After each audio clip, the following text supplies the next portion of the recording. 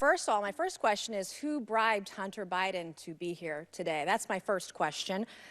Second question, you are the epitome of white privilege, coming into the Oversight Committee, spitting in our face, ignoring a congressional subpoena to be deposed. What are you afraid of? You have no balls to come up here and... Mr. Chairman, point of inquiry.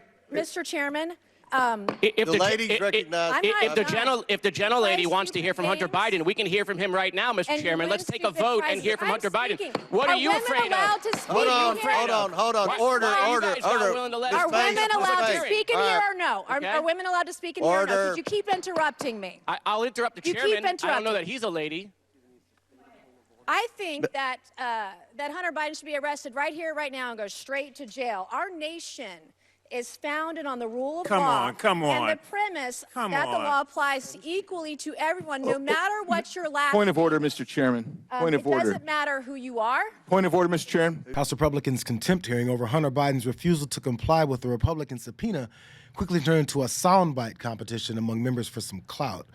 And even though Representative Nancy Mace's pointed words for Hunter may have gotten her some new upcoming appearances on Fox News during this election season, she was also challenged and exposed nearly every time she pointed something out. I want to say, number one, as the former ranking member of the Civil Rights Subcommittee under Chairman Raskin last session, I take great pride as a white female Republican to address the inadequacies in our country. I come from a district where rich and poor is literally black and white, black versus white on most days. It was a very beautiful speech by the gentlelady who, as she mentioned, was helped lead on the now majority side, the Civil Rights and Civil Liberties Subcommittee. But I think it's so exemplary of the point that she also oversaw the elimination of the Civil Rights Subcommittee on this committee, which really kind of gives the whole game away. We show up, we give speeches, we give flowery words, but at the end of the day, participate in the structural erosion of the rights and representation of people that are marginalized, women, people of color, people that just need to see their due process and civil liberties protected in this country. But I will move on. As pathetic as it may seem, many politicians feel that if they don't use serious hearings and legislative debates to promote their own careers, there's no point in having cameras inside at all. But when you're always doing promotional hits on cable news and talking about how virtuous and caring you are without much reality to back it up, you eventually run into some questions that you'll have to dodge. I know you've been outspoken about defending victims of sexual assault due to the past allegations against Jim Jordan that he turned a blind eye to sexual abuse. Give you any reservations?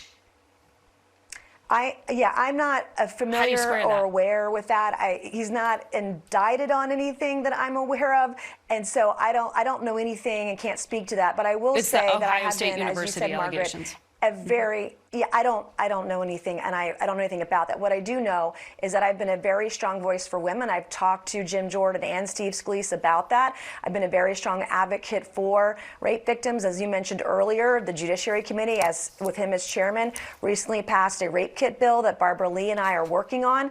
And those are the facts and the data that I have to work with, and I've had a very positive experience with him in that regard. There's really no reason for Representative Mace to rethink her approach in these random partnerships that she makes to advance her career, because it's worked for this long, but it feels like we've reached a bit of a boiling point in this political discourse regarding it.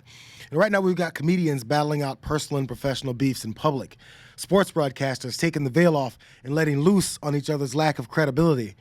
There's no reason why this more transparent start of this election year won't expose the grifts, these lies, and political positioning of elected officials in ways that we've never seen. The veil is coming off. So while Representative Mace is building on her name recognition, many others are seeing right through the plan to promote rather than legislate for Americans.